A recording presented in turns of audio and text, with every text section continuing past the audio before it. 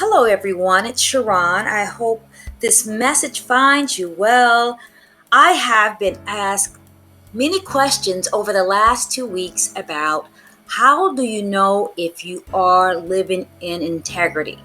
And I think this question is coming up because as the world starts to reopen, people are leaving their quarantine existence with a new understanding of who they are and who they are not. And they are leaving this quarantine experience ready to embark on a life that feels right, that feels real, that feels relevant for who they are and who they feel called to do and to be. So I wanted to leave you 10 ways to entertain or to explore to determine if you are indeed living in integrity. And remember that integrity is when you are living in a very congruent place where you feel aligned. It's when your head, your heart, and your hand, meaning your behavior, are all in alignment so that you feel that you are moving as a unit. Your mind, your head, your heart are moving in an alignment to do what you feel called to do. So, number one of the ways you know that you are not in alignment is when you feel fragmented. When your mouth says one thing and but you do another thing. And I see that a lot for people who are living in duplicity or have multiple identities. For example, with one group of friends, they are one person. With another group of friends, they say they have a different perspective. So they have all these different personas. Now, we all have many personas, right? We are different with different people. But when you are hiding parts of yourself, meaning who you love, what you desire, your perspectives, because you want to fit into a clique, a clan, a group, maybe you're not living in integrity because you're not able to bring your full self and speak your full truth and live outside of the closet or the cage or the cave of conformity. So fragmented. The second way is when you have a pattern of failure in one specific aspect of your life, like you have failure in your relationships, maybe failure in your careers, maybe failure in the organizations that you continue to visit or join. And one could say that when there's consistent failure in one aspect of your life, that it is a sense of self-sabotage. But I want to ask you to explore, is it self-serving? Maybe it is self-saving.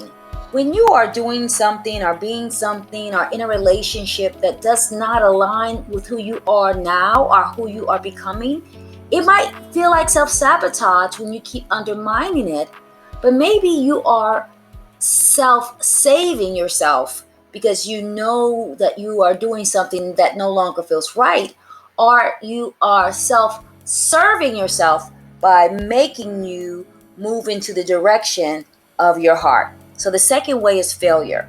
The third way I want you to consider is faith. When you don't have faith in what you believe, maybe you're not in integrity. I see that a lot with people who have grown up in a certain faith tradition. And as they grow and learn and develop their own understanding of who God is and who Spirit is, sometimes they are not in integrity because they attend a faith tradition that maligns or discredits or devalues what they believe. For example, if you are a same gender loving person, but you go to a church that damns you to hell, maybe you're not living in integrity. Maybe there's some internalized homophobia. It could be other types of things when you are in a corporation that you know that they are making some decisions and you don't really feel that the decision honors many of your morals. Maybe you're not living in integrity. The fourth way is when you become fixated. Fixated is when you become obsessed about something or addicted to something. And we become fixated, or we try to numb something when we know that the truth is too loud for our ears to hear and our souls to take, right? And so when we know that we are not doing what we have been called, anointed, or divinely created to do, we start to attempt to quiet those voices that keep telling us that we are off track. And we can use drugs and sex and overworking, overperforming, food, etc. And we become fixated trying to numb ourselves or to neutralize that inner voice that lets us know that we are off track.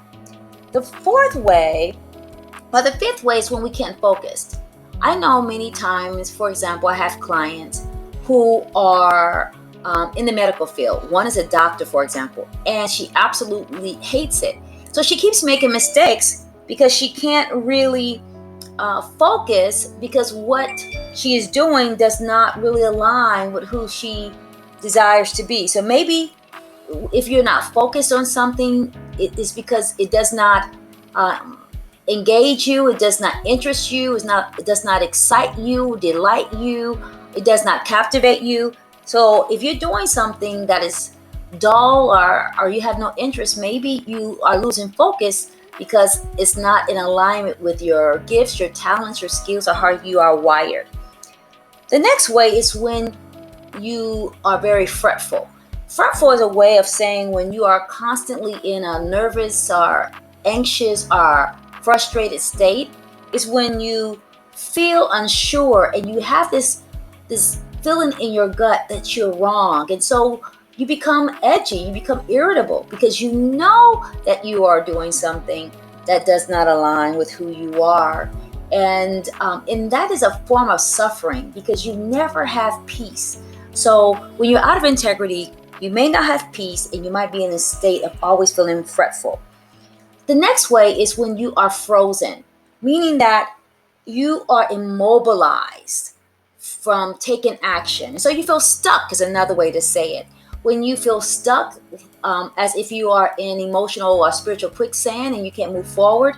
When you know that you have settled for a life that does not reflect who you are or reflect your potential. Or when you have just stayed in a place that you have outgrown because you are paralyzed and you feel like you can't move, that you can't make a different decision, or you feel too fearful that the consequences or the repercussions from living your truth is more than you can bear. So frozen. The next way is when you are floating. Floating is when you just are drifting, that you're doing a little bit of this, a little bit of that, because you don't have clarity, you don't have purpose. And so you are just floating and you are wandering around the mountain without completing anything, without feeling any sense of accomplishment. And after you do that for a while, you become very frustrated. It starts to erode your confidence. It starts to erode your self-trust and your sense of agency, because you can't find that thing, which is your thing, that you have been called to do, or the many things you've been called to do, because you feel that you have made so many wrong moves or wrong decisions that you have become unanchored to your truth. So that's floating. The next one is infirmed. Infirmed. That's when you are sick, when you are emotionally, spiritually, sometimes physically sick. You have high blood pressure, you have ulcers, you have constant chronic low-grade depression, because you know that you're not doing what you want to do. It's interesting, the body knows when you're off kilter. We all have a body compass that tries to guide us. And when we don't listen to our bodies sometimes will break down to try to get our attention. So maybe if you are infirmed. Another way to really explore if you are in are outside of integrity is if you have a sense of unforgiveness. When we can't forgive a person because we feel empowered, we feel righteous, we feel so deeply wounded that we can't forgive, I want you to explore if there's a sense of being out of integrity. Because when we are out of integrity, we will hold on to a wound or a hurt because it lets us blame someone for us not taking action, or it allows us to stay in a shame spiral, so that we can't do what we have been called to do. So I want you to consider, is being unforgiving, is a lack of forgiveness making you feel as if you are not being able to let go so you can grow, or to let go so you can move on? Is it making you feel stuck in any way? Just something I want you to explore. Finally, I want you to explore if you have a challenge with follow through, right? Follow through, or failure to follow through, is an indication that you may be doing something that you don't feel wired to do, feel anointed to do, feel called to do, something that you don't even enjoy, something that you don't like. And so it feels hard, it feels difficult, it feels heavy. Because even when we are in alignment, if something is hard, we're still in our sense, there's still a sense of ease, there's still a sense of flow. We won't get tired, we won't feel that we are forcing ourselves to do something that is totally inconsistent with our nature, with our gifts, with our talents, with our strengths, with our beliefs. So I want you to explore, is there something about your inability to follow through, to be disciplined, to be devoted, to be convicted, to be consistent? Is there something undermining that because you are doing something, being something, saying something that does not at all honor your truth, honor your heart, honor how you are wired? So I just want you to consider that and take a moment, explore all those different ways, because if you can recognize and identify how your thoughts, patterns, hobbies, habits, your actions are outside of what you know to be true, you won't have to suffer. You will find peace. Even if you lose your friends, even if you have to change your career, even if you get excommunicated or are excluded from the in crowd, when you are doing something that supports you, you won't worry about people pleasing. You will not worry about feeling stuck, because you will be on the path, your own journey to wholeness, to wellness, and to health. So let me know your thoughts. Get back with me. I would love to hear your perspective. You can email me at sharonjameson.com. And if you are in one of my coaching programs, thank you so much. And I will see you at our appointed time. But let me know what you think. Let me know what you feel. Let me know what you know. And let's continue to talk about this subject, because what we know is that when we are able to get in alignment, when we are able to feel in charge, that means that we can live in a way that makes us be bold, be brave, be brilliant, but also to feel blessed. Thanks so much for listening. Blessings.